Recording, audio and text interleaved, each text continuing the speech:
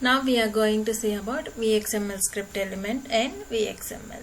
So the main purpose of this VXML script element is used to include a ECMAScript code, which is also known as JavaScript. So if you wanted to include any JavaScript code in voice XML document, then this VXML script you have to include. VXML script element you need to write inside that.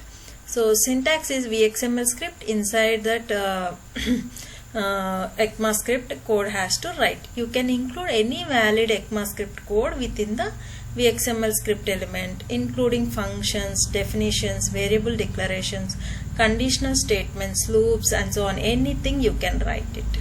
So this is the main purpose of VXML script element in VXML. Now we will see the next element. Next element is script. So the script element mainly is used to include the script code in a voice XML document.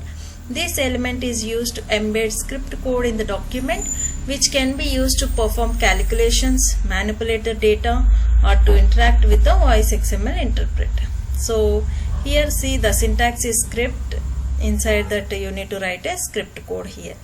You can include any valid script code within the element, including function definitions, variables, declarations, conditional statements, loops, and so on. Anything you can include. Now the final one is disconnect element. The disconnect element is used to in voice XML to terminate the call or disconnect the current session.